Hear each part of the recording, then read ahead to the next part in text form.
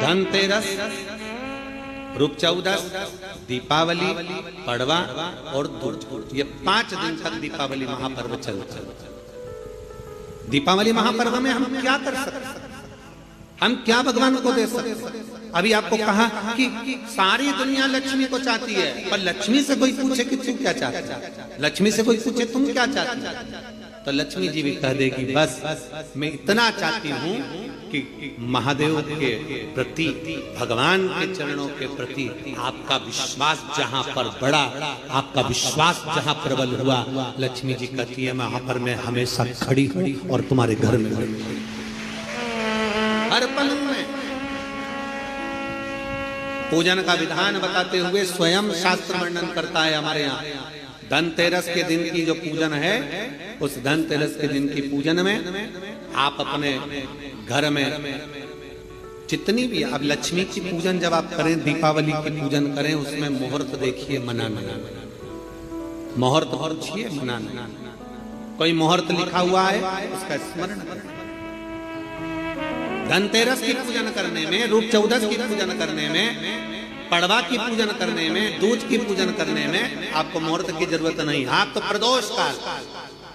शाम का जो प्रदोष काल का समय होता है, उस समय पर बड़े प्रेम के साथ में, आनंद के साथ में, एक सुंदर आनंद से, अगर घर में मार्बल या कोटा फर्श वगैरह लगा हो तो कपड़े से ही पोंछ लो, और अगर कच्चा मकान हो तो गोबर से थोड़ा सा लीप कर सुंदर आनंद के साथ में, भगवान का जहाँ मंदिर, देवालय, शिवालय है, बड़े आनंद से आपके घर में जो पूजन का जगह है, उस पूजन के जगह पर थोड़ा सा लीप कर या कपड़ा फेर कर वह आनंद के साथ एक सुंदर चौक पूर लीजिए, और चौक पूर कर उसमें थोड़ा सा चावल दाना या गेहूं का दाना रखकर उस पर एक चौरंग, चौकी, पाटा, जो भी आप रख सकते हो उसको रखकर एक सुंदर वस्त्र बिछाकर एक सुंदर सी थाली में स्वस्तिक, कंकु के रोली का एक स्वस्तिक बनाइए, बनाकर उसको थाली के ऊपर, उसको पाटे के ऊपर जो कपड़ा बिछा है उसके ऊपर रख दीजिए। रखकर घर में कोई चांदी का सिक्का हो, चांदी का सिक्का ना हो, चांदी का कॉइन ना हो, तो अपना जो कॉइन आता है, 1 का सिक्का, 2 का सिक्का, जो भी कॉइन आता है वो रख दीजिए। और रखकर उसको, जो मोली आती है लच्छा बांधने वाला, हाथ में बांधने का जो नाड़ा आता है, मोली होती है लच्छा, उससे उसको हल्दी लगाकर लपेट दीजिए और बाबा को थाली में रखकर सुंदर आनंद के साथ में माता लक्ष्मी का स्मरण करते हुए 7 दिए घी के, लंबी बाती, एक दिया तेल का दिया लक्ष्मी जी के लेफ्ट हैंड। जैसे लक्ष्मी जी को जब पूजन करने बैठोगे तो लक्ष्मी जी का मुख आपकी ओर होगा कि नहीं होगा?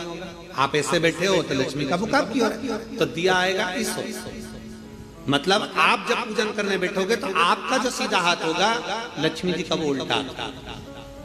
उस उल्टे हाथ की ओर एक तेल का दीप लगाकर लंबी बाती का, और 7 दिए लंबी बाती के घी के, आटे के दिए,